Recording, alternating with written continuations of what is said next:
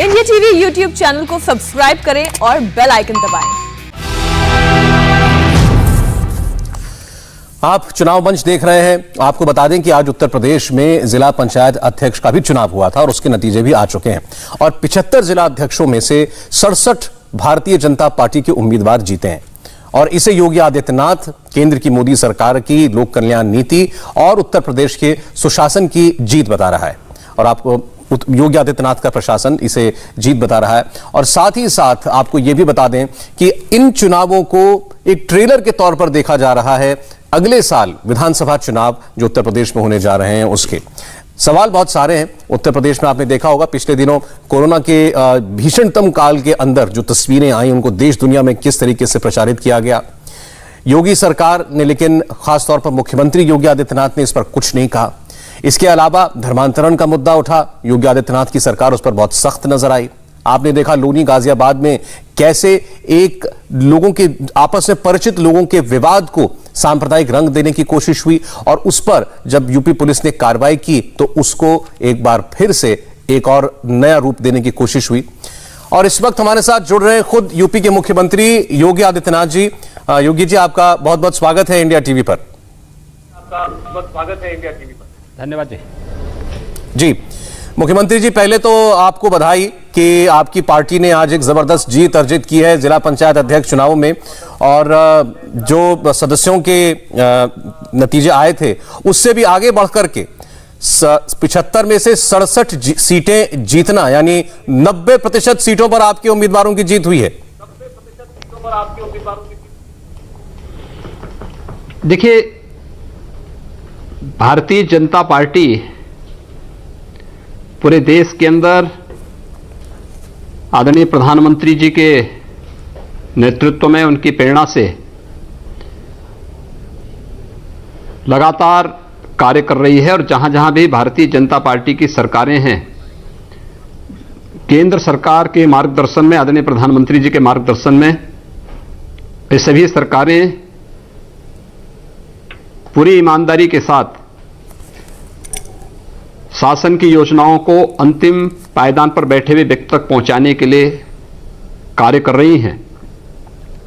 उत्तर प्रदेश में त्रिस्तरीय पंचायत चुनाव में जिला पंचायत अध्यक्षों के चुनाव परिणाम ने इस बात को फिर से साबित किया है और मुझे लगता है कि कोई संदेह नहीं होना चाहिए कि आने वाले समय में जो भी अन्य चुनाव होंगे उसके परिणाम भी इसी प्रकार से आएंगे।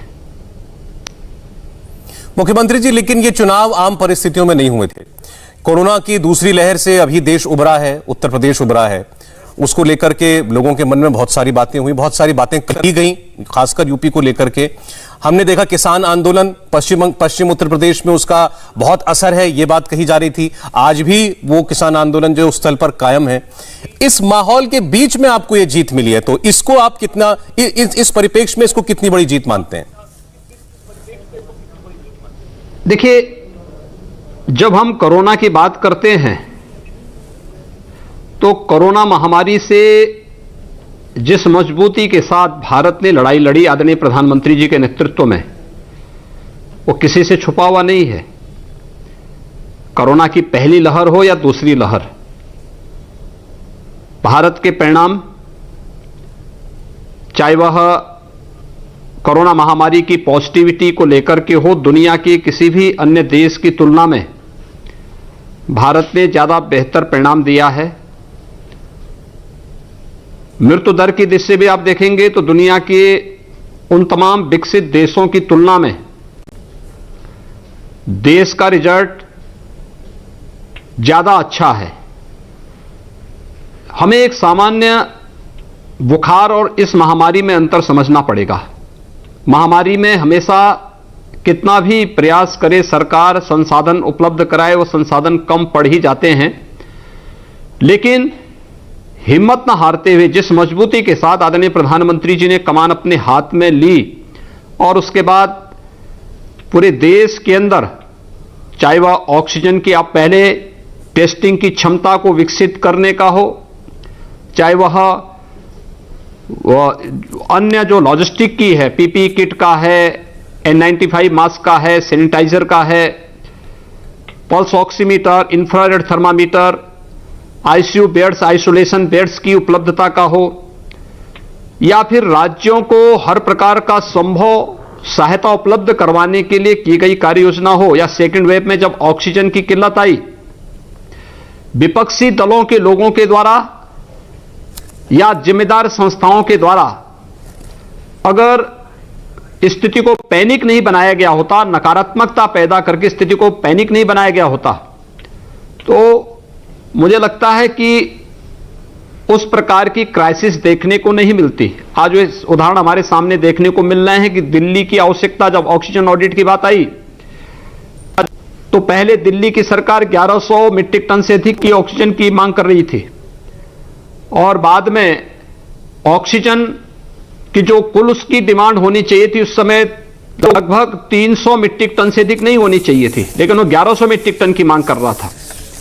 आप अनुमान कर सकते हैं कि उत्तर प्रदेश की आबादी 25 करोड़ की, 25 करोड़ की आबादी में 700 मीट्रिक टन से हम काम चला रहे थे, और 2 करोड़ का दिल्ली 800 मीट्रिक टन की से अधिक की ऑक्सीजन की आपूर्ति उन्हें हो रही थी। ये लोग फिर भी जिस प्रकार की नकारात्मक छवि और स्थिति को पैनिक बनाने का प्रयास कर रहे थे, उससे एक समय में, एक छोटे से समय सीमा के अंदर स्थिति थोड़ी ऐसी लग रही थी कि और भी स्थिति पैनिक होगी। आदरणीय प्रधानमंत्री जी ने स्वयं नेतृत्व अपने हाथों में लिया। आज देश के अंदर ऑक्सीजन की आत्मनिर्भरता की दिशा से, पीएम केयर से उन्होंने जिस प्रकार से ऑक्सीजन प्लांट लगाने की कार्रवाई की, उस कालखंड में ऑक्सीजन एक्सप्रेस चलाए, एयरफोर्स के जहाजों का इस्तेमाल करते हुए ऑक्सीजन टैंकर पहुंचाने की व्यवस्था की। काफी लोगों की जान उससे बची है, लोगों को उससे राहत महसूस हुई। और उसके बाद फिर जो इस तैयारी आगे की बनी हुई है, उत्तर प्रदेश की अगर आप बात देखेंगे तो उत्तर प्रदेश कोरोना की पहली लहर से भी और दूसरी लहर से भी मजबूती के साथ लड़ा। अगर मैं आपकी बात बताऊं कि आज उत्तर प्रदेश 25 करोड़ की आबादी का राज्य है, आज हमारे पास केवल 112 पॉजिटिव केस आज आए हैं। एक्टिव केस हमारे यहां 2500 से भी कम है। पूरे प्रदेश में हमारी सभी मार्केट हमारे खुल चुके हैं, सभी संस्थाएं वर्तमान में अपने पूर्व की भांति फिर से फंक्शनल हो चुकी हैं। और जहां तक किसान आंदोलन की बात है, मुझे लगता है वो राजनीति से प्रेरित है। आप इस बात को देख सकते हैं कि पश्चिमी उत्तर प्रदेश में हर सीट पर भारतीय जनता पार्टी का जिला पंचायत अध्यक्ष बना है जी, चाहे वह सहारनपुर, मुजफ्फरनगर, शामली, मेरठ, बिजनौर, बुलंदशहर, आपका हापुड़, गाजियाबाद, मुरादाबाद, संभल, अमरोहा, रामपुर, अलीगढ़, हाथरस, कासगंज, आगरा, मथुरा, फिरोजाबाद, यानी इस सभी जनपदों में भारतीय जनता पार्टी के ही जिला पंचायत अध्यक्ष बने हैं। ये चीजें क्या साबित करती हैं? चुनाव में सभी लोग मिलकर के लड़े थे। प्रधानमंत्री जी के विजन को और प्रधानमंत्री जी के नेतृत्व में देश ने गांव के लिए, गरीब के लिए, किसान के लिए, नौजवान के लिए, समाज के विभिन्न तबकों के लिए जो कार्य किए हैं, जनता उसको खुले दिल से स्वीकार करती है। और जनता का यह आशीर्वाद है जो चुनाव के रूप में भारतीय जनता पार्टी को प्राप्त हो रहा है। जो लोग बड़े बड़े दावे कर रहे थे, उनकी स्थिति आपने देख ली है। 75 जिला पंचायत अध्यक्षों में से 67 में भारतीय जनता पार्टी जीतती है, 3 पे निर्दल जीतते हैं और 5 पे समाजवादी पार्टी जीतती है। ये कुल रिजल्ट है जिला पंचायत अध्यक्ष का। और मुझे लगता है कि आने वाले चुनाव में यही परिणाम उत्तर प्रदेश के अंदर रहेंगे। हर एक चुनाव में यही परिणाम, इसी प्रकार के रुझान आने वाले चुनाव में, आने वाले समय में भी देखने को मिलेंगे। आपने वो पूरी लिस्ट जो आपने भी पढ़ दी वो पूरी मेरे पास है, पूरे 75 की 75 जिलों की कहां कहां आपकी जीत हुई। अगर केवल हम क्षेत्रवार बता सकें तो पश्चिम में जैसा आपने कहा जहां पर किसान आंदोलन का सबसे ज्यादा जोर होना चाहिए, लेकिन वहां 14 में से 13 आप जीतते हैं, ब्रिज में 12 में से 11, कानपुर में 14 में से 13, अवध में 13 में से 13, काशी में 12 में से 10, गोरखपुर में 10 में से 7 और जैसा आपने बताया कुल 75 में से 67। लेकिन अब इस इतनी बड़ी जीत के बाद हमारे यहां वैसे आमतौर पर होता यह है कि कोई अगर विरोधी भी जीतता है तो हम उसको बधाई देते हैं कि बेटा अच्छा चुनाव हुआ, चलिए आपको बधाई, आप जीते हैं। लेकिन आपके सियासी विरोधियों ने क्या कहा कि ये सारी जीत जो है ये बाहुबल की जीत है, ये पैसे की जीत है, ये पुलिस तंत्र की जीत है। समाजवादी पार्टी भी यही कह रही है, बसपा भी यही कह रही है, आम आदमी पार्टी के संजय सिंह से मैं अभी एक घंटा पहले बात कर रहा था, उन्होंने भी यही बात कही। मैं एक बात जानना चाहता हूं, अगर हम प्रशासन और पुलिस ही चुनाव लड़ाती तो इटावा में समाजवादी पार्टी का निर्विरोध अध्यक्ष कैसे हो गया, जबकि इटावा में भारतीय जनता पार्टी के 2 विधायक थे और इटावा से भारतीय जनता पार्टी का सांसद है।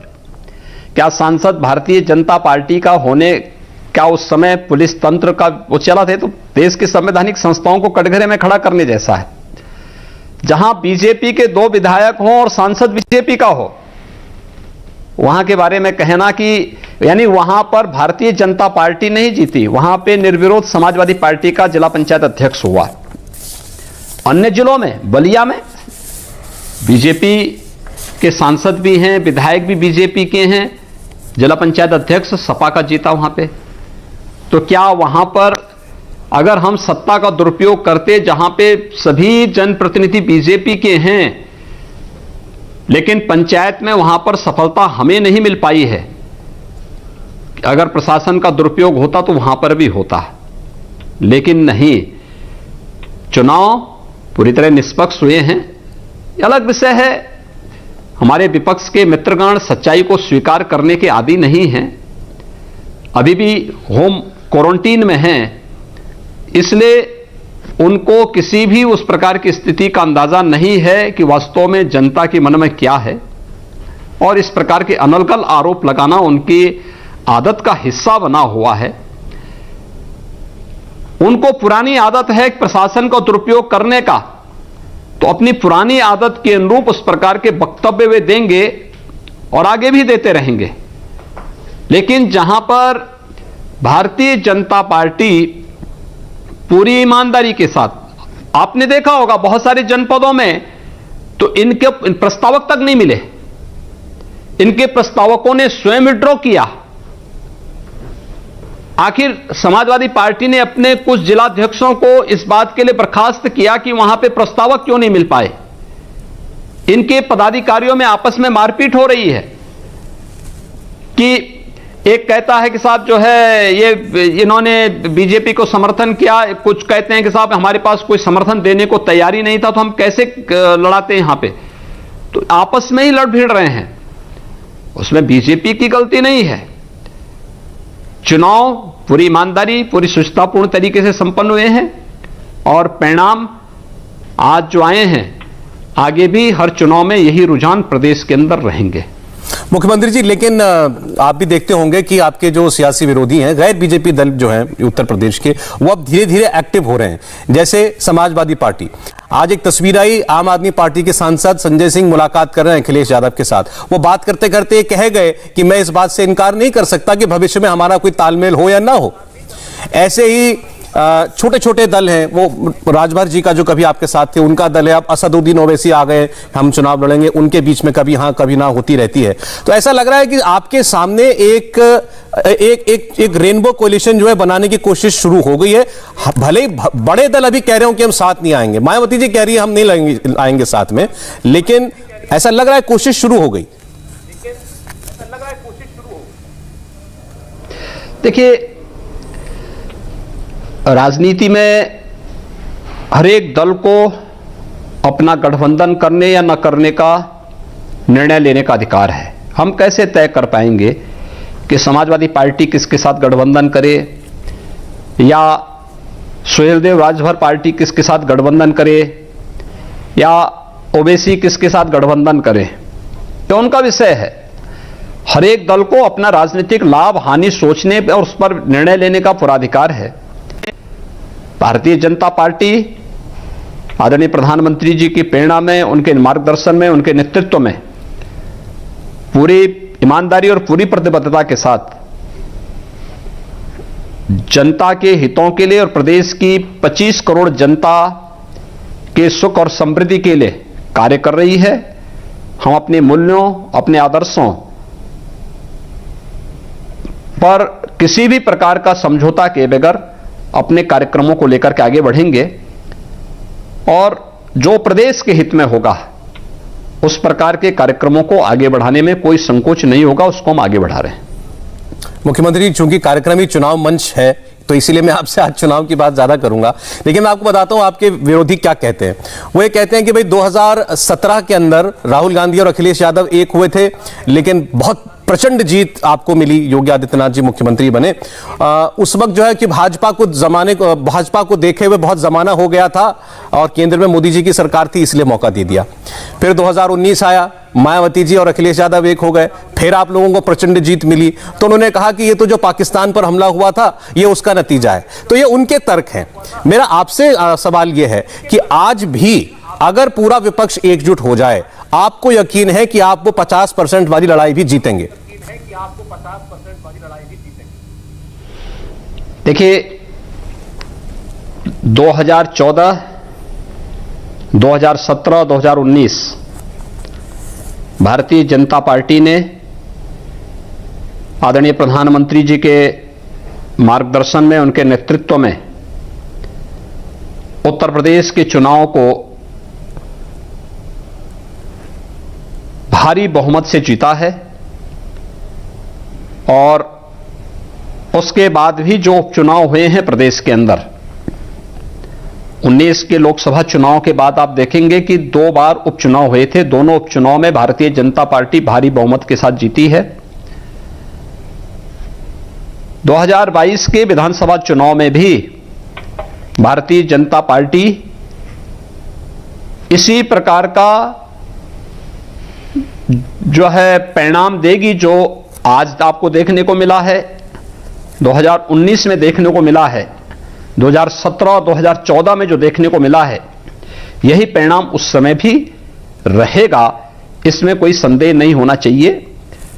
देखिए, गठबंधन की राजनीति को उत्तर प्रदेश ने देख लिया है।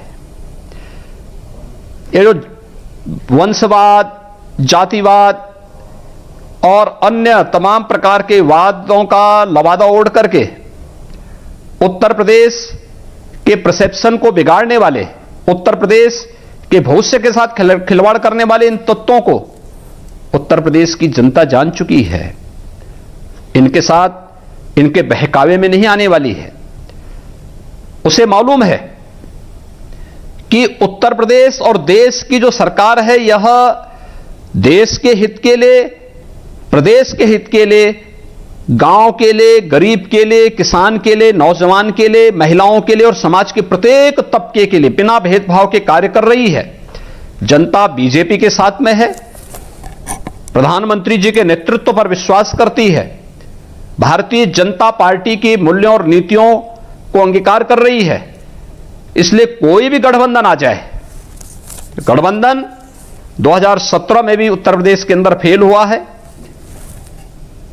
2019 में भी फेल हुआ है। उस समय लोग भ्रांति, तमाम प्रकार की भ्रांत धारणाएं पैदा कर रहे थे कि सपा बसपा एकजुट हो जाएंगे तो ये रिजल्ट आ जाएगा। परिणाम सबके सामने है। इसलिए भारतीय जनता पार्टी अपने सहयोगियों के साथ इस चुनाव में, 2022 के चुनाव में भी प्रचंड बहुमत के साथ अपनी सरकार बनाएगी। इसमें किसी प्रकार का कोई संदेह किसी को भी नहीं होना चाहिए।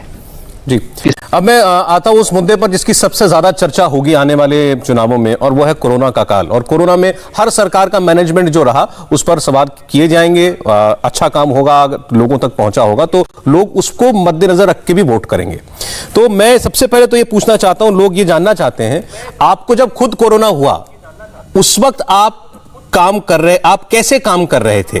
और क्योंकि हमने देखा कि कोरोना से ठीक होने के बाद आपने तुरंत दौरे भी शुरू कर दिए, वो पीरियड जरा हमारे दर्शकों के लिए जरा डिस्क्राइब कीजिए, आपके लिए कितना चुनौतीपूर्ण था?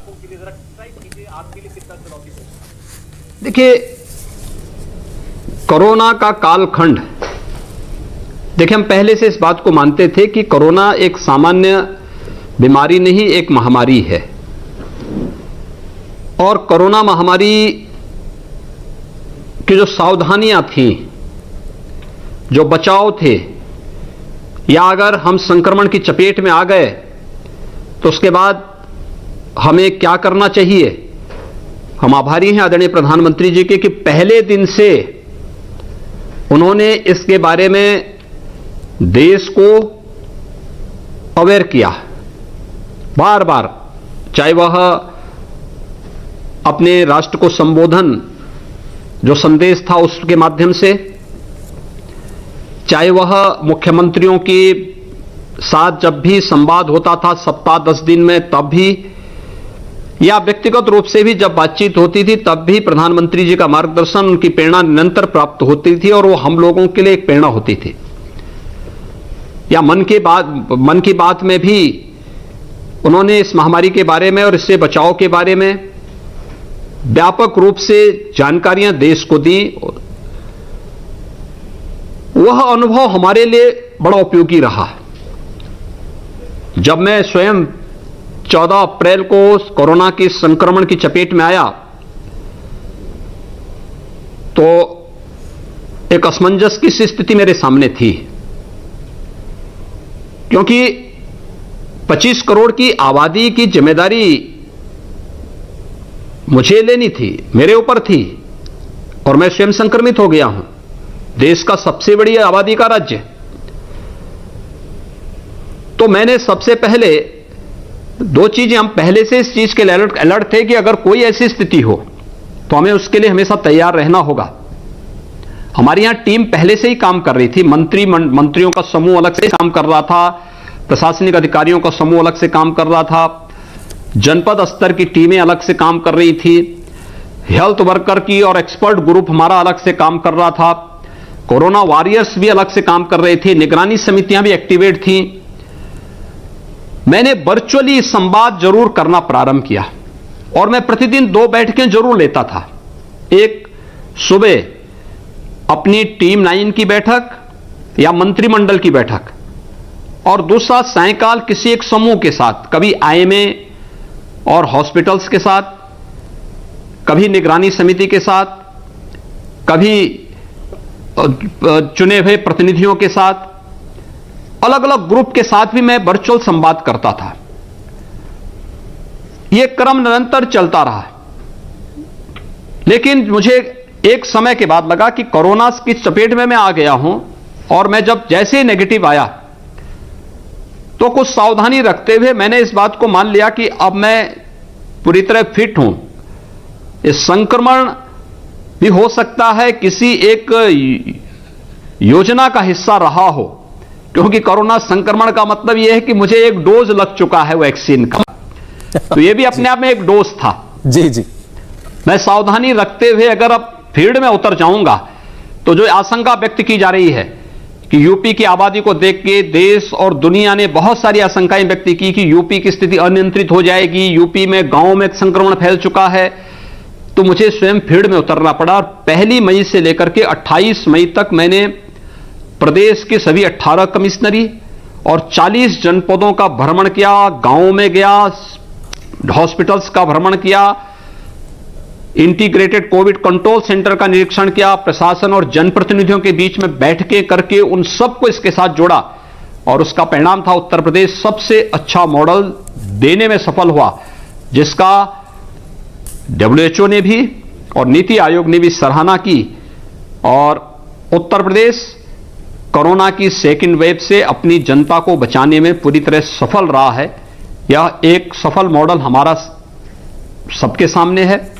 मुझे लगता है अगर आपके सामने आंकड़े में प्रस्तुत करूं, उत्तर प्रदेश में मार्च 2020 से लेकर के और आज तक कुल 22,600 मौतें कोरोना से हुई हैं। अगर उत्तर प्रदेश की आधी आबादी के राज्यों को अगर आप देखेंगे, वहां पर 1,20,000 के आसपास मौतें हुई हैं। अनुमान कर सकते हैं कि कोरोना प्रबंधन उत्तर प्रदेश की आबादी की आधी आबादी के राज्य, क्या स्थिति वहां पर, मैं नाम नहीं लेना चाहता। कोरोना प्रबंधन किसका है? वो ठीक है, हर एक व्यक्ति को और उसको अपने अनुसार तय करने का निर्णय, अपनी बात को बोलने का वो है, लेकिन अगर जमीनी हकीकत को देखेगा तो उसे पता लगेगा कि वास्तव में कोरोना का प्रबंधन किस रूप में हुआ है। आज की अगर मैं बात करूं तो हमारे 75 जनपद हैं। 75 में से 36 जनपद ऐसे हैं जहां पे एक भी कोरोना के केस नहीं आए। 37 जनपद ऐसे हैं जहां सिंगल डिजिट में कोरोना के पॉजिटिव आए हैं, सिंगल डिजिट में जी। और 2 जिले ऐसे हैं जहां डबल डिजिट में हैं और ये भी 20 से कम है। तो ये एक रिजल्ट है, लगातार टेस्टिंग 0 से लेकर के 4 लाख तक हम लोगों ने पहुंचाया। बेड्स की संख्या पर्याप्त मात्रा में पहुंचाई। निगरानी समिति के माध्यम से मेडिसिन किट गांव-गांव तक, घर-घर तक पहुंचा दी। और थर्ड वेव के लिए भी हम लोग पूरी तैयारी के साथ काम कर रहे हैं, पूरी तैयारी के साथ काम कर रहे हैं। इसलिए कोरोना की महामारी से पूरी मजबूती के साथ लड़ने के बाद प्रदेश में सभी गतिविधियां प्रारंभ हो चुकी हैं। थर्ड वेव की तैयारी भी हमारी लगभग पूरी हो चुकी है। हम लोगों ने हर प्रकार की उन परिस्थितियों का सामना करते हुए अब हम लोग जीवन भी और जीविका भी, आदरणीय प्रधानमंत्री जी ने जो ये मंत्र दिया था, उस जीवन और जीविका को बचाने की दिशा में अब हम लोग एमएसएमई सेक्टर में रोजगार के सृजन करने की दिशा में, अन्य जो इश्यूज थे इन सभी को तेजी के साथ आगे बढ़ाने की दिशा में कार्य कर रहे हैं। और मुझे बताते हुए प्रसन्नता कि अभी हाल ही में हम लोगों ने 31,000 यूनिट को बैंकों से लोन दिलवाने की कार्रवाई की है। बहुत सारे यूथ ऐसे हैं जो विभिन्न प्रकार के स्टार्टअप के लिए, अपने कार्यक्रमों के लिए बैंकों से लोन लेना चाहते हैं।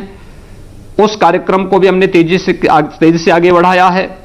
हमारे सभी प्रकार के कार्य आगे बढ़ गए हैं और मुझे लगता है कि हम दोनों एक साथ कर रहे हैं। एक तरफ महामारी से बचाव के उपाय मजबूती के साथ कर रहे हैं जी। और दूसरी तरफ हम लोगों का जो है यहां की जीविका को बचाने के लिए भी सभी कार्यक्रम युद्ध स्तर पर आगे बढ़ रहे हैं।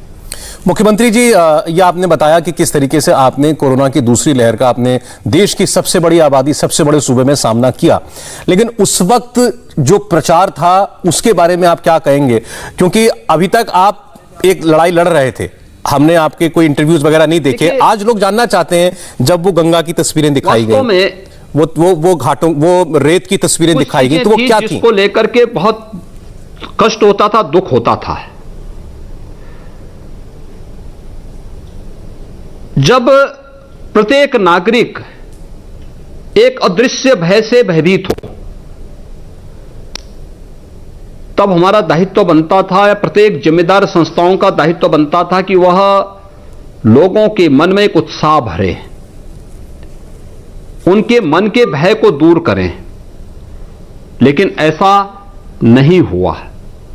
कुछ संस्थाओं ने अत्यंत गैर जिम्मेदार रवैया अपनाया, स्थिति को पैनिक बनाया, नकारात्मक मैसेज दिखाए। और मैं मीडिया से भी उस समय अपील करता था कि अगर हम किसी हॉस्पिटल से रिकवर किए हुए व्यक्ति की फोटो दिखाएंगे तो वह तमाम लोगों के लिए एक प्रेरणा होगी, लेकिन अगर हम शमशान घाट में जलती हुई चिता का दृश्य दिखाएंगे कि लोगों के मन में भय पैदा करेगा। यह भय पैदा करने का समय नहीं है, यह लोगों के मन में एक नया उत्साह पैदा करने का समय है, लोगों को इस महामारी से जूझने के लिए प्रेरणा देने का समय है। लेकिन खैर, जिसकी जैसी सोच होगी वह उसके अनुसार अपना आचरण भी करेगा, अपने कार्यक्रमों को आगे बढ़ाएगा। जिसने जैसा किया है, मुझे लगता है कि ईश्वर वैसे ही उनको उसका परिणाम भी देगा। नहीं, वो दरअसल इस आरोप करना था जी, हम लोगों ने वह करने का प्रयास किया है। और मैं संतुष्ट हूं कि आदरणीय प्रधानमंत्री जी के आशीर्वाद से, उनके मार्गदर्शन में उत्तर प्रदेश बेहतर करने की दिशा में आगे बढ़ा था। टीम यूपी ने भारत सरकार के सहयोग से उस बेहतर को करने का प्रयास किया है। मुख्यमंत्री जी, ये दरअसल वो तस्वीरें दिखा के आरोप ये लगाना चाहता था विपक्ष, या ये कहा जाता था कि असली आंकड़े छुपाए जा रहे हैं, और ये केवल यूपी के लिए नहीं, यूपी के लिए भी, लेकिन ये पूरे देश के लिए कहा जा रहा था। एक राहुल गांधी जी ने ट्वीट किया था जिसमें उन्होंने कहा था कि 40 लाख से ज्यादा मृत्यु हो चुकी है भारत में, लेकिन भारत बता नहीं रहा है। भले ही उसमें वो ये ना बताते हो कि उसमें देश में कांग्रेस शासित राज्य भी हैं। तो आरोप ये था कि राज्य आंकड़े छुपा रहे हैं। इस आरोप का भी एक बार जवाब दे दीजिए। फोन लाइन डिस्कनेक्ट हुई है, हम दोबारा फोन मिला रहे हैं। योगी आदित्यनाथ जी हमारे साथ हैं, बहुत से विषयों का वो जवाब दे चुके हैं। खासतौर पर उन्होंने जो ये बताया कि जब उनको खुद कोरोना हुआ तो उस वक्त, पहले तो उस वक्त जब वो क्वारंटीन में थे तब वो क्या कर रहे थे। उन्होंने कहा वो दिन में 2 बार कम से कम कोशिश करते थे कि मीटिंग्स लें, और ठीक होने के बाद एक नेचुरल इम्यूनिटी, जब प्रतिरोधक क्षमता कोरोना, किसी भी कोरोना से रिकवर हुए व्यक्ति को मिल जाती है, तो उन्होंने कहा कि उसका लाभ लेकर के और सावधानी बरतते हुए फिर उन्होंने अलग अलग जिलों में जाकर के घूमना शुरू किया, देखने हालात उन्होंने खुद ब खुद देखे। फिर मेरे ख्याल से एक बार जुड़ गए। मुख्यमंत्री जी, अगर मेरी आवाज आप तक आ रही है तो। हाँ, अब बताएं जी। मैं ये कह रहा था, हाँ, मेरा सवाल, आप मुझे नहीं पता आप कितना सुन पाए।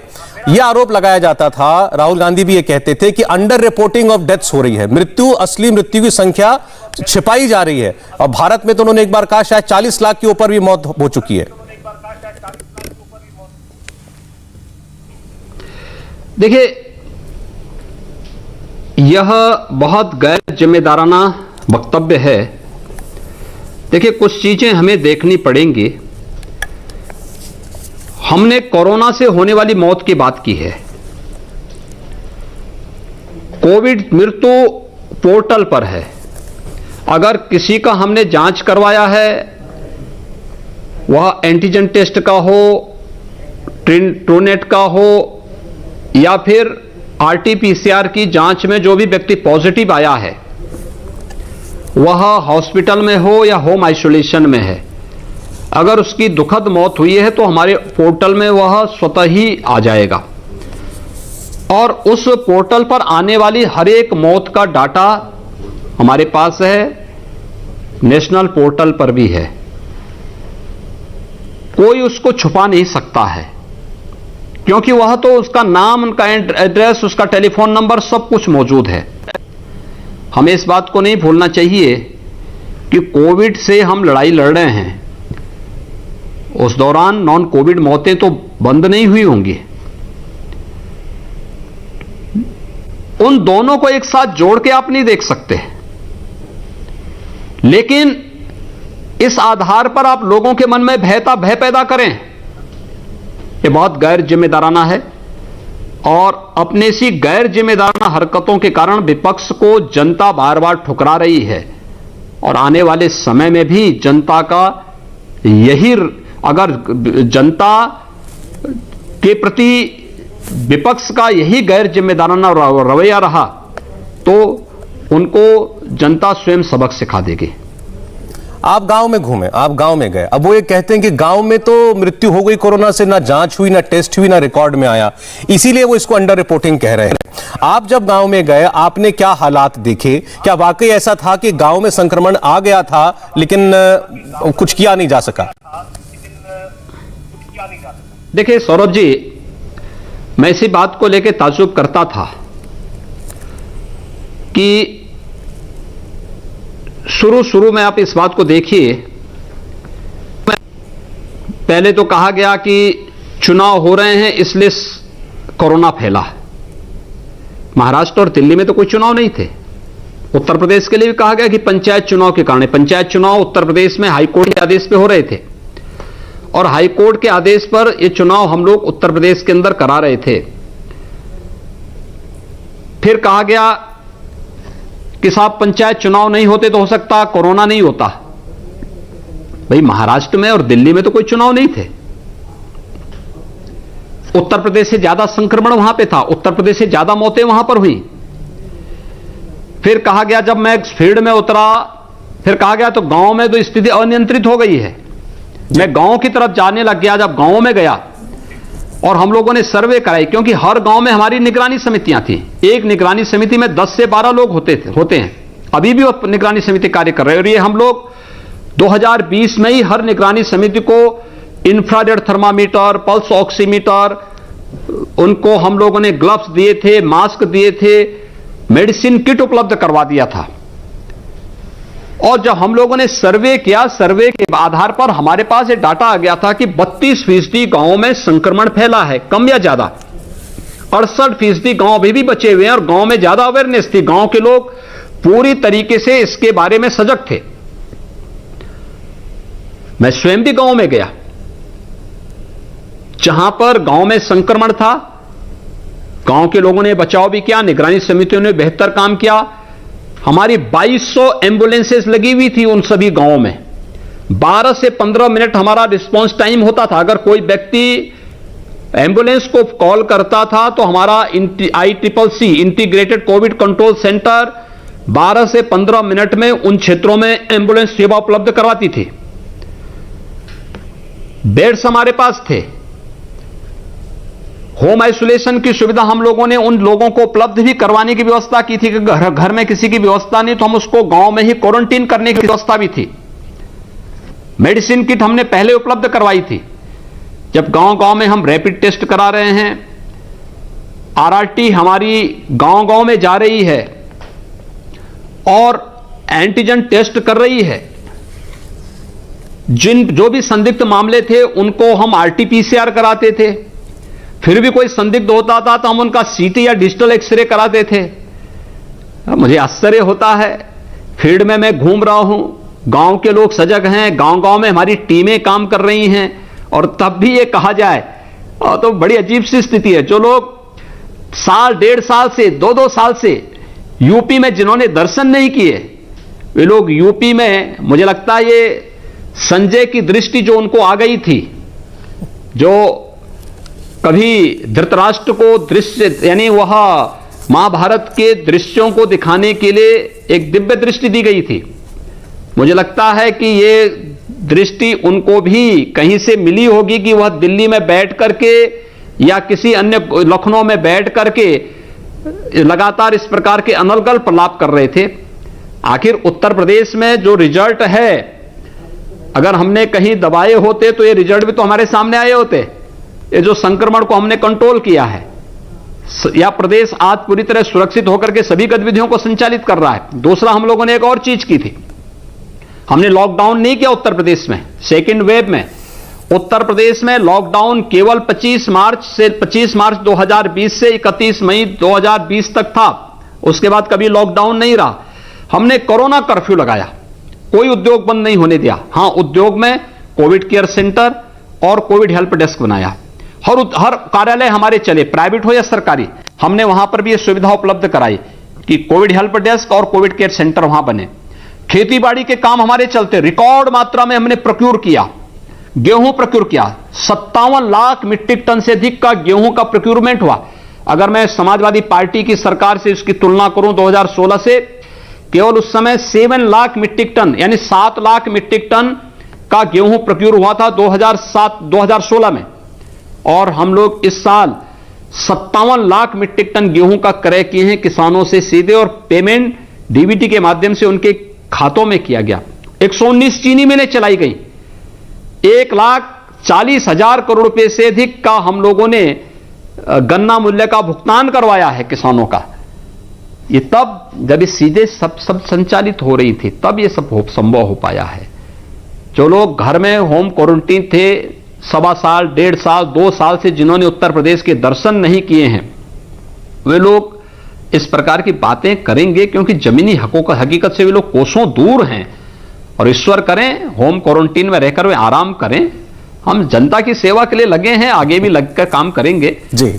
हमें आंकड़े छुपाने से क्या मिलने वाला है भाई? हम तो पहले से स्वीकार कर रहे हैं कि महामारी है। हमें महामारी से लड़ने के लिए तैयार होना पड़ेगा। जनता उसमें सहयोग करने को तैयार है, लेकिन हम स्थिति को पैनिक न बनाएं, जनता के मन में अनावश्यक भय न पैदा करें। और इसलिए मुझे फील्ड में उतरना पड़ा था। और फिर मैं कह रहा हूं कि प्रदेश की जनता को बचाने के लिए हमें जो भी कदम उठाने पड़ेंगे उठाएंगे। और मुझे लगता है कि मेरे लिए सर्वोच्च प्राथमिकता रखता है कि उत्तर प्रदेश की 25 करोड़ जनता को हर प्रकार की सुरक्षा उपलब्ध कराना, उनके सुख और समृद्धि के लिए उस प्रकार के कदम उठाना और उस प्रकार के प्रयास करना, ये मेरी नैतिक जिम्मेदारी है। मुझे मोदी जी ने, भारतीय जनता पार्टी ने दायित्व दिया है और मैं इस दायित्व को, जब तक इस पद पर हूं, इस दायित्व को पूरी ईमानदारी और पूरी प्रतिबद्धता के साथ निभाऊंगा। योगी जी, आप उत्तर प्रदेश के लोगों की जान, उनका रोजगार, ये तो आपकी जिम्मेदारी है ही, उनकी समृद्धि आपकी जिम्मेदारी है ही, लेकिन उत्तर प्रदेश में जो आध्यात्मिक सांस्कृतिक विरासत हमारी है, उसको लेकर कर भी सवाल उठाने शुरू कर दिए इन लोगों ने। अब मैं राम मंदिर ट्रस्ट की बात कर रहा हूं, सारा विषय आपके सामने आया होगा। आज लोग जानना चाहते होंगे कि जो लोग ये आरोप लगा रहे हैं कि राम मंदिर के लिए जमीन के नाम पर घोटाला हुआ, चंदे में चोरी की गई, मुख्यमंत्री जी ने उसके बारे में क्या पता किया? देखिए, जिन लोगों की प्रवृत्ति सदैव हिंदू आस्था के साथ खिलवाड़ करने की रही है, वे लोग इस प्रकार के अनर्गल आरोप लगाते हैं। और ये पहली बार नहीं हो रहा है। याद करिए, काशी विश्वनाथ धाम, आदरणीय प्रधानमंत्री जी के विजन के अनुरूप काशी को वैश्विक पहचान देने के लिए जो एक बेहतर प्रयास हुआ, गांधी जी ने 1916 में, गांधी जी के नाम पर देश के अंदर राजनीति करने वाले और बार बार सत्ता प्राप्त करने वाले लोग, आखिर इन लोगों का आचरण भी तो देखो। गांधी जी 1916 में काशी आए थे, काशी विश्वनाथ मंदिर में दर्शन करने के लिए गए। गंदगी और गली को देख करके गांधी जी ने उस समय काशी हिंदू विश्वविद्यालय के उद्घाटन कार्यक्रम के समय बहुत तीखी टिप्पणी की थी। गांधी जी के नाम पर राजनीति करने वाले, बापू के नाम पर राजनीति करने वाले ये लोग कुछ भी प्रेरणा लेते गांधी जी से, बापू से कुछ भी प्रेरणा लेते, तो संभवतः यह काम आजादी के तत्काल बाद होना चाहिए था। हम आभारी हैं प्रधानमंत्री मोदी जी के, जिनकी प्रेरणा से आज काशी विश्वनाथ धाम एक नए स्वरूप में आ रहा है और मां गंगा और बाबा विश्वनाथ जी का, यानी जो एक मिलन हो रहा है वहां पर काशी में, काशी को एक नई वैश्विक पहचान दे रहा है। यह आध्यात्मिक धरोहर के संरक्षण और वैश्विक स्तर पर योग की तर्ज पर भारत की इस परंपरा को, इस विरासत को वैश्विक पहचान देने का जो एक प्रयास प्रारंभ हुआ है, अभिनंदनीय है। युगों युगों तक पूरा सनातन धर्म का हर अनुयायी मोदी जी का आभारी रहेगा। ऐसे ही अयोध्या के विवाद को जिन लोगों ने जन्म दिया, याद करिए ना, क्या कर रहे थे लोग 1947 से लेकर के और 2014 तक सर्वाधिक समय तक सत्ता में रहने का जिन्हें अवसर मिला, वे लोग कभी नहीं चाहते थे कि अयोध्या में राम जन्मभूमि के विवाद का समाधान हो, उसको इस सर्वसम्मत हल निकले, क्योंकि उनके लिए मुस्लिम एक वोट बैंक था। अगर समाधान निकल जाता तो फिर वे लोग बेवकूफ किसको बनाते। लेकिन जब आदरणीय प्रधानमंत्री जी के नेतृत्व में आदरणीय गृह मंत्री जी ने और भारत सरकार ने एक प्रयास प्रारंभ किया, माननीय उच्चतम न्यायालय ने एक फैसला दिया, सर्वसम्मत फैसला दिया। आपने देखा होगा, जो लोग पहले कहते थे कि अगर फैसला हमारे विरुद्ध में आएगा तो हम लोग ये कर देंगे, वो कर देंगे, मैं इस बात को कह सकता हूं, जिस दिन अयोध्या में श्री राम जन्मभूमि का माननीय उच्चतम न्यायालय का फैसला आया था, उस दिन उत्तर प्रदेश का सबसे शांतिपूर्ण दिन था। यानी एक तिनका भी उस दिन नहीं हिला। सामान्यतः कहीं चोरी, कहीं छिनैती, कहीं लूट की घटनाएं अक्सर होती थी, लेकिन वो एक भी घटना नहीं घटी। सामान्य यानी हर व्यक्ति में कितना उल्लास था, क्या हिंदू क्या मुस्लिम, हर व्यक्ति ने बहुत सरलता के साथ इस बात को स्वीकार किया। ये भय का माहौल बनाने वाले लोग यही हैं जिस समय आरोप प्रत्यारोप लगा रहे हैं। मुझे लगता है कल ट्रस्ट ने अपनी स्थिति को बहुत स्पष्ट कर दिया है। प्रक्रियागत कुछ खामी हो सकती होगी, उसको ट्रस्ट सुधार रहा है, उन्होंने सुधारा है, लेकिन जहां तक जमीन की स्थिति है, भूमि की स्थिति है, मार्केट रेट से काफी कम दाम पर ट्रस्ट ने वो लैंड ली है और उसके बारे में ट्रस्ट ने कल अपनी स्थिति बहुत स्पष्ट कर दी है। मुझे लगता है कि इसके बाद ये अनर्गल आरोप प्रत्यारोप बंद होने चाहिए। हमें आस्था के साथ खिलवाड़ करने वाले ऐसे तत्वों को किसी भी प्रकार की गफलत और गलतफहमी और भ्रांति पैदा करने का अवसर किसी भी स्थिति में नहीं देना चाहिए। हम पूछना चाहते हैं इन लोगों को, कितना चंदा इन लोगों ने दिया है श्री राम जन्मभूमि मंदिर निर्माण के लिए, वो लोग सार्वजनिक करके बताएं ना। लेकिन ये लोग जिस प्रकार की अनर्गल टिप्पणी कर रहे हैं, ये भारत की आस्था के साथ खिलवाड़ करने के सिवाय और कुछ नहीं। मैं इस विषय से आगे बढ़ूं उससे पहले एक छोटा सा जवाब कि आप नहीं समझते कि इस विषय में किसी जांच की भी कोई जरूरत है? देखिए, मैंने कहा ना कि वहां पर हर स्तर पर ये चीजें स्पष्ट हुई हैं कि जो भी ट्रस्ट ने लिया है वह देखिए, दो चीजें होती हैं, एक सर्किल रेट और एक मार्केट रेट जी। दोनों में आपको इस प्रकार के प्रावधान हैं कि आप दोनों में रजिस्ट्री करा सकते हैं और दोनों के आधार पर आप अपना वो ले सकते हैं, लैंड ले सकते हैं। मार्केट रेट से उत्तर प्रदेश में 2016 के बाद से हम लोगों ने कोई भी सर्किल रेट नहीं बढ़ाया है। आप और देख सकते हैं, लैंड एक्विजिशन एक्ट आने के बाद ग्रामीण क्षेत्र में हम लोग कोई सी भी लैंड को एक्वायर करते हैं तो उसको किसान को 4 गुना दाम देते हैं, शहरी क्षेत्र में 2 गुना दाम देते हैं। लेकिन नगरीय क्षेत्रों में एक मार्केट रेट भी होता है। मार्केट रेट से काफी कम दाम पर यह लैंड ट्रस्ट ने खरीदी है और कल ट्रस्ट के पदाधिकारियों ने इस बात को बहुत स्पष्ट किया है जी। एक एक पॉइंट को उन्होंने जवाब दे दिया है। मुझे नहीं लगता है कि इसके बाद किसी प्रकार के विवाद की कोई गुंजाइश है। अच्छा, एक चीज आपसे अब पूछना चाहते हैं, क्योंकि देखिए विपक्ष तो जो बात कहेगा वो आरोप की शक्ल में ही कहेगा। तो अभी कहा गया कि अब 6 महीने 8 महीने चुनाव को रह गए तो फिर से एक धार्मिक एजेंडा बनाया जा रहा है उत्तर प्रदेश में।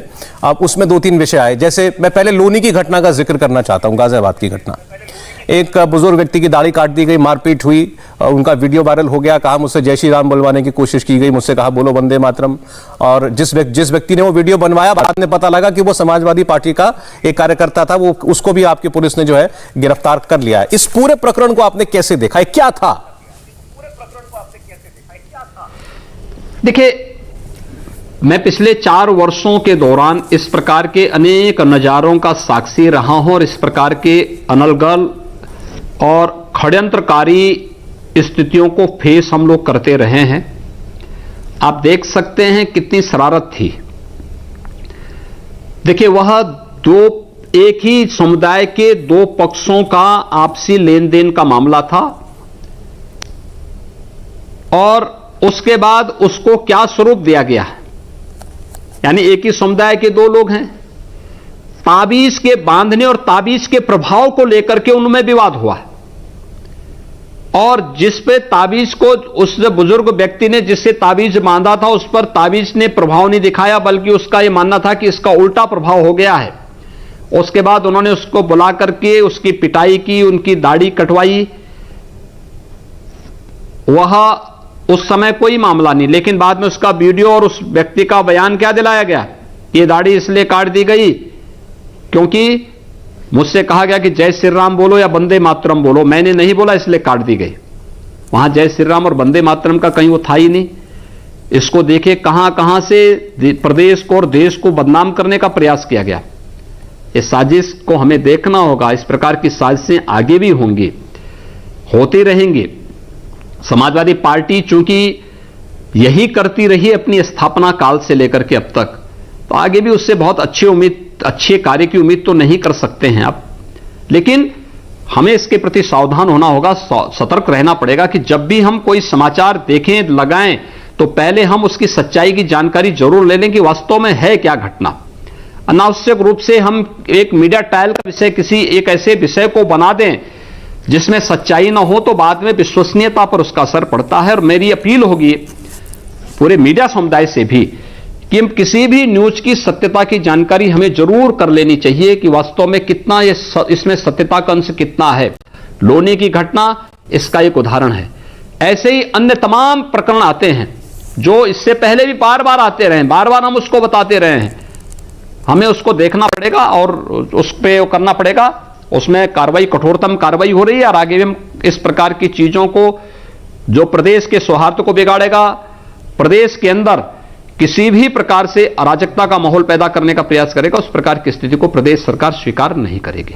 मुख्यमंत्री जी, लेकिन इसी प्रकरण में उत्तर प्रदेश की पुलिस देश की ऐसी पहली पुलिस बनी जिसने ट्विटर के पदाधिकारी को नोटिस भेज दिया, ट्विटर को जिसमें पार्टी बना दिया गया।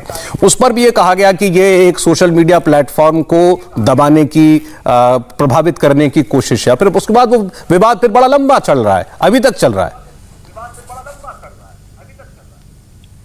देखिए, हमारी मंशा मीडिया की स्वायत्तता पर प्रहार करना कहीं नहीं है, लेकिन हर एक की लक्ष्मण रेखाएं हैं। उस लक्ष्मण रेखा का उल्लंघन किसी को भी नहीं करना होगा, न मुझे करना होगा, न सरकार, न प्रशासन को, और न मीडिया, चाहे वो प्रिंट हो, विजुअल हो या सोशल मीडिया प्लेटफॉर्म हो। इनमें से हर एक को अपनी सीमाओं को समझना होगा और हमें इस बात को देखना होगा कि हमारे कारण कहीं सौहार्द पर असर न पड़े। देखिए, इस प्रकार की चीजों को जब हम दिखाते हैं तो वह कहीं न कहीं एक प्रकार से इन चीजों को, यानी ये चीजें इस बात को दिखाती हैं कि कहीं न कहीं इसके कारण सामाजिक सौहार्द पर असर पड़ता है और कभी कभी इसके कारण भयंकर दंगे उठते हैं। हमारा प्रयास होना चाहिए कि इस प्रकार की स्थिति से हम बचाएं, हर हाल में इसको बचाने का प्रयास करें। एक धर्मांतरण का मुद्दा भी उठा। आप यूपी पुलिस ने दिल्ली से 2 लोगों को गिरफ्तार किया, उसमें अब कुछ और गिरफ्तारियां भी की गई हैं। आप अगर कुछ देखना चाह रहे हैं तो आप देख लें। मुख्यमंत्री जी, मैंने आपका समय लिया है, मैं 5-10 मिनट का ही समय आपको और लूंगा। हाँ जी जी, तो ये जो उमर गौतम और उसके सहयोगी की जो गिरफ्तारी हुई है, इसके विषय में भी ये कहा गया कि कोई साक्ष्य नहीं है कि इन्होंने जबरन धर्म परिवर्तन कराया या किसी को लालच दिया या किसी को पैसा दिया या कोई विदेश से पैसा आया। लेकिन क्योंकि एक मामला बनता है, धर्म का मामला बनता है, मुसलमानों के खिलाफ बनता है, इसलिए उनको गिरफ्तार किया गया। देखिए, हमारे पास पूरे प्रमाण हैं और ये प्रमाण, देखिए, एक संत पर हमला करने की साजिश से प्रारंभ होता है और छद्म नाम से आश्रम के अंदर घुस करके सर्जिकल ब्लेड के माध्यम से प्रहार करना। उनके पास असले नहीं थे, लेकिन जब हम इसकी तह में गए कि वास्तव में ये क्या है, इस सर्जिकल ब्लेड क्यों ले जाना चाहते थे और क्या ये वास्तव में हिंदू ही हैं, लेकिन पता लगा नहीं हैं ये दूसरे समुदाय के, लेकिन छद्म नाम से ये आश्रम के अंदर घुस करके एक संत पर हमला करना चाहते थे, उसके माध्यम से उनकी हत्या करना चाहते थे। फिर इसके पीछे कौन लोग हैं, तब उमर गौतम का नाम आया। ये मोहम्मद उमर गौतम एक धर्मांतरित मुस्लिम है। 1984 में एएमयू में इसने धर्मांतरण किया था और 1984 से लेकर के ये तमाम प्रकार की संस्थाओं के माध्यम से इस गतिविधियों को करता था। देखिए, इसके पीछे बहुत बड़ा षड्यंत्र है और एक बहुत बड़ा रैकेट, हमारी एक बहुत बड़ी टीम इसके साथ इसको अब इसका पर्दाफाश करने में लगी हुई है। टारगेट इन्होंने सबसे पहले किसको किया? मूक बधिर बच्चों को। मूक बधिर बच्चे यानी जो बोल नहीं सकते, अपनी अभिव्यक्ति को शब्दों से व्यक्त नहीं कर सकते, व्हाट्सएप मैसेजेस के माध्यम से इन्होंने उनको भड़काया, उनको धर्मांतरित किया, उनको टारगेट किया, फिर उसके माध्यम से उनके परिवारों में घुसपैठ करने का प्रयास किया और उसके माध्यम से इनका एक सुसाइड दस्ता तैयार करने का, स्क्वाड गठित करने की एक साजिश थी कि जिससे देश के अंदर एक भयंकर घटनाओं को अंजाम दे सके। यूपी पुलिस ने, एटीएस ने, मैं धन्यवाद दूंगा यूपी पुलिस को कि इन्होंने एक बहुत बड़े षड्यंत्र को, जो सुरक्षा में एक बहुत बड़ा सेंध था, उसका पर्दाफाश किया है। 25 राज्यों में इसका जाल फैला हुआ है। हमने हर एक जगह के लिए टीम बनाई है, उत्तर प्रदेश में भी और देश के अलग अलग राज्यों के साथ भी। आवश्यकता पड़ती है तो हम सेंट्रल एजेंसियों से भी इसमें सहयोग लेंगे। हमारे पास पूरे पुख्ता प्रमाण हैं। हर एक स्तर पर प्रमाण है। ये प्रमाण इस बात के भी हैं कि विदेशी उन संस्थाओं से जिनका अराष्ट्रीय गतिविधियों में संलिप्तता है, वहां से इनको पैसा मिला है। इनकी गतिविधियां समाज विरोधी भी हैं और राष्ट्र विरोधी भी हैं। यह भी हमारे पास उसके पुख्ता प्रमाण हैं। इन्होंने हवाला के माध्यम से पैसा ला करके और इस पूरे संजाल को अपना फैलाया है। इस प्रकार के पूरे प्रमाण हमारे पास हैं।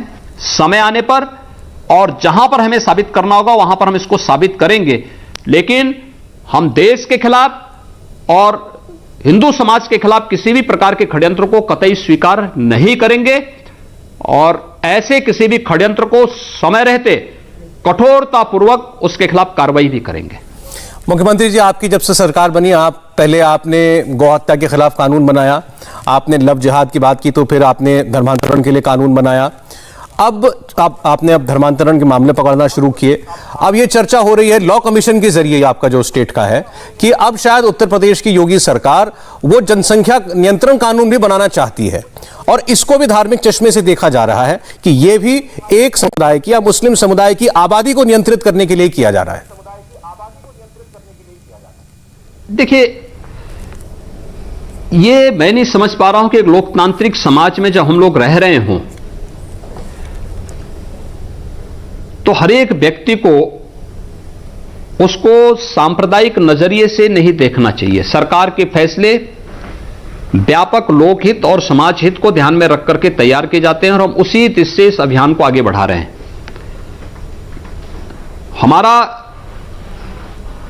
किसी व्यक्ति, किसी जाति, किसी मत, किसी मजहब, किसी क्षेत्र और भाषा से कोई विरोध नहीं, लेकिन क्वालिटी ऑफ लाइफ ये हर एक व्यक्ति को और हर एक समुदाय को जीने का अधिकार है। और मुझे लगता है कि उस क्वालिटी ऑफ लाइफ के कॉन्सेप्ट को आगे बढ़ाने की दिशा में जो भी आवश्यक कदम होंगे, सरकार उनके विभिन्न पक्षों पर विचार कर रही है और आवश्यकता पड़ेगी, समय आने पर उस प्रकार के कदम भी उठाएगी। मुख्यमंत्री जी, मेरा आखिरी सवाल है, दरअसल ये बात पहले हो जानी चाहिए थी लेकिन रह गई। वैक्सीनेशन को लेकर के आपने 1 जुलाई से टारगेट दिया था कि आप अपने प्रदेश में 10 लाख वैक्सीनेशन लगवाएंगे रोज। एक रोज उसमें पीछे तेजी भी आई, लेकिन वो गति मेरे ख्याल से अभी 3.5-4 लाख के आसपास चल रही है। तो इसमें क्या दिक्कत आ रही है? क्योंकि आपको 25 करोड़ की मान लें 70% आबादी को टारगेट करना है, वो बहुत बड़ी संख्या है।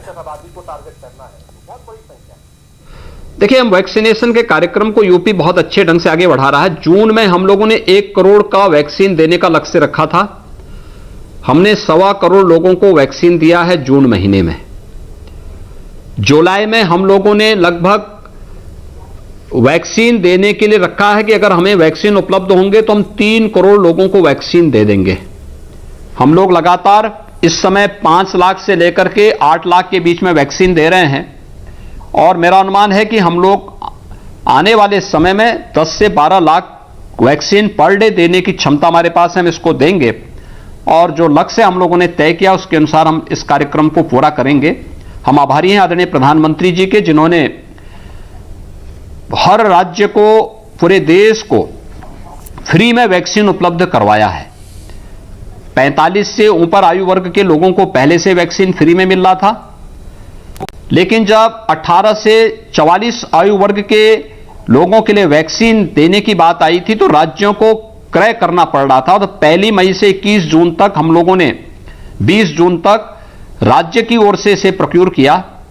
21 जून से जो वैक्सीनेशन चल रहा है ये फ्री में वैक्सीन भारत सरकार की ओर से, आदरणीय प्रधानमंत्री जी की ओर से पूरे देश के अंदर चल रहा है। और उत्तर प्रदेश में भी लगभग हम लोग 1 करोड़ यूथ को वैक्सीन देने के नजदीक पहुंच चुके हैं और पूरे अगर वैक्सीनेशन को देखेंगे तो हम प्रदेश में 3 करोड़ 20 लाख से अधिक लोगों को अब तक वैक्सीन उपलब्ध करवा चुके हैं। यानी 3 करोड़ 25 लाख के आसपास लोगों को हम वैक्सीन उपलब्ध करवा चुके हैं।